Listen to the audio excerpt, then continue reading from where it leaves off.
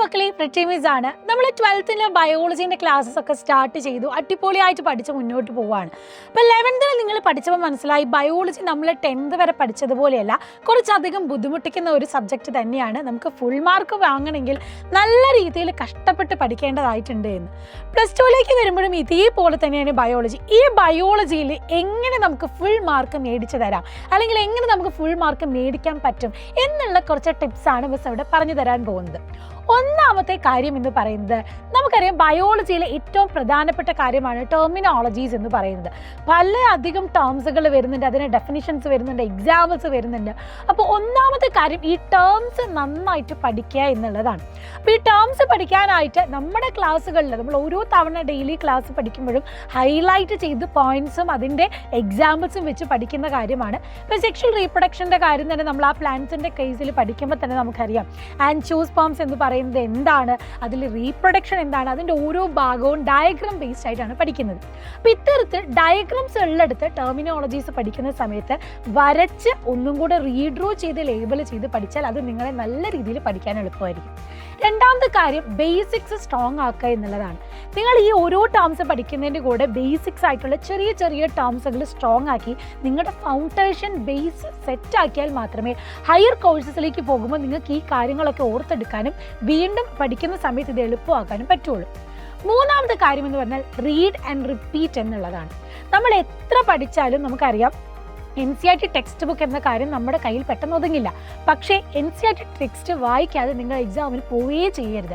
ബയോളജിൻ്റെ കേസിൽ ഓരോ ലൈനിനും ഇപ്രാവശ്യം എങ്ങനെയാണെന്ന് വെച്ചാൽ ടെക്സ്റ്റ് ബുക്കിൽ നിന്നും മാറിയും മറിഞ്ഞും കുറച്ചുകൂടി അഡ്വാൻസ് ആയിട്ടുള്ള ക്വസ്റ്റ്യൻസ് ആണ് വരുന്നത്.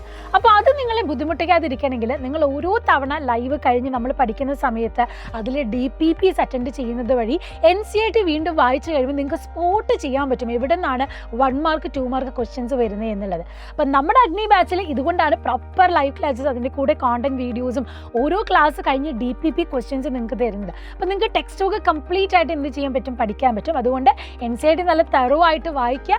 മറ്റൊരു കാര്യമാണ് വീണ്ടും അത് റിപ്പീറ്റ് ചെയ്ത് വായിച്ച് നോട്ട്സ് എടുത്ത് പഠിക്കുക എന്നുള്ളത്. എങ്കിൽ മാത്രമേ നിങ്ങൾക്കത് മറക്കാതെ പഠിക്കാൻ പറ്റുള്ളൂ. അടുത്ത പ്രധാനപ്പെട്ട കാര്യം എന്ന് പറഞ്ഞാൽ റിവ്യൂ. നമ്മൾ എടുക്കുന്ന കാര്യങ്ങളെ വീണ്ടും വീണ്ടും എങ്ങനെയാണ് പഠിച്ചത്, ശരിയായോ എന്നുള്ള തരത്തിൽ നിങ്ങൾ തന്നെ സ്വന്തം ഒരു ക്വിസ് ഉണ്ടാക്കി സ്വന്തം ഒരു എക്സാം ഉണ്ടാക്കി പഠിക്കുക. നിങ്ങൾക്ക് എക്സാം ഉണ്ടാക്കാൻ ബുദ്ധിമുട്ടുണ്ടെങ്കിൽ നേരെ നമ്മുടെ ബാച്ചിൽ നമ്മൾ ഓരോ തവണ യൂണിറ്റ് ടെസ്റ്റും മൊഡ്യൂൾ എക്സാംസും കണ്ടക്ട് ചെയ്യുന്നുണ്ട്. DPPസിലൂടെ നിങ്ങൾക്ക് സ്വന്തം ക്വിസ് അറ്റൻഡ് ചെയ്ത് പഠിക്കാനും പറ്റും. അതുകൊണ്ട് സ്വന്തമായിട്ട് ഈ ക്വസ്റ്റ്യൻസ് പ്രിപ്പയർ ചെയ്ത് പഠിക്കുന്ന വഴി നിങ്ങൾക്ക് പഠിക്കാൻ എളുപ്പമായിരിക്കും. മാത്രമല്ല നമ്മുടെ ഡെയിലി ലൈഫിൽ നടക്കുന്ന കാര്യമായിട്ട് റിലേറ്റ് ചെയ്ത് ബയോളജി പഠിക്കുന്നത് വളരെ ഒരു ബെസ്റ്റ് മെത്തേഡാണ്. നിങ്ങൾ അടുക്കളയിൽ പോയിട്ട് ഓരോ കാര്യങ്ങൾ പറയുമ്പോഴും അമ്മയോട് സംസാരിക്കുന്ന സമയത്തൊക്കെ ഈ നമ്മൾ പഠിക്കുന്ന കാര്യം അവർക്ക് പറഞ്ഞു കൊടുക്കുക, നമ്മുടെ ഡെയിലി ലൈഫിലെ കാര്യങ്ങളുമായിട്ട് റിലേറ്റ് ചെയ്ത് പഠിച്ചാൽ അത് വളരെയധികം യൂസ്ഫുൾ ആയിരിക്കും. മിസ്സിൻ്റെ ലൈഫ് എക്സ്പീരിയൻസ് വെച്ച് പറഞ്ഞു തരികയാണ്. ആൻഡ് ലാസ്റ്റ് പോയിന്റ് എന്ന് പറഞ്ഞാൽ നിങ്ങളുടെ റൂമുകളിൽ ബെഡ്റൂം ആയിക്കോട്ടെ അല്ലെങ്കിൽ നിങ്ങളുടെ സ്റ്റഡി റൂമിലായിക്കോട്ടെ ചെറിയ ചെറിയ സ്റ്റിക്കി നോട്ട്സിൽ ടേംസോ ഡയഗ്രാംസോ ലേബിൾ ചെയ്ത് വെച്ച് പഠിക്കുന്നതും ബയോളജിയിൽ ഫുൾ മാർക്ക് വാങ്ങാൻ വളരെ എളുപ്പമായിരിക്കും. അപ്പോൾ നീറ്റ് ഓറിയൻറ്റഡ് ആയിട്ട് പഠിക്കുന്നവരായിക്കോട്ടെ, ഇതുപോലത്തെ കോമ്പറ്റേറ്റീവ് എക്സാംസ് ഓറിയൻറ്റഡ് ആയിട്ട് പഠിക്കുന്നവരായിക്കോട്ടെ, NCERTൻ്റെ ബോർഡ് എക്സാമിന് പഠിക്കുന്ന കുട്ടികൾ നിർബന്ധമായിട്ടും ഈ മെത്തേഡ്സ് ഫോളോ അപ്പ് ചെയ്യുക. ബയോളജിയിൽ ഫുൾ മാർക്ക് ഉറപ്പിക്കാൻ പറ്റും. അപ്പോൾ നിങ്ങളെ ഇതിനെ ഏറ്റവും നന്നായിട്ട് സഹായിക്കുന്ന ഒന്നാണ് നമ്മുടെ അഗ്നി ബാച്ച് എന്ന് പറയുന്നത്. അപ്പോൾ എത്രയും പെട്ടെന്ന് തന്നെ തന്നിരിക്കുന്ന നമ്പറിലേക്ക് കോൺടാക്ട് ചെയ്ത് ജോയിൻ ചെയ്യുക. നിങ്ങളുടെ ഈ ഒരു അക്കാദമിക് ഇയർ നല്ല ഫ്ലുവൻ്റ് ആയിട്ട് നിങ്ങളെ മുന്നോട്ട് കൊണ്ടുപോകാൻ നമ്മുടെ ബാച്ച് സഹായിക്കുന്നതായിരിക്കും. ക്ലാസ്സുകളൊക്കെ നന്നായിട്ട് പഠിച്ച് ഡൗട്ട്സുകളൊക്കെ ക്ലിയർ ചെയ്ത് മുന്നോട്ട് പോകാൻ പറ്റും. So wish you all the best.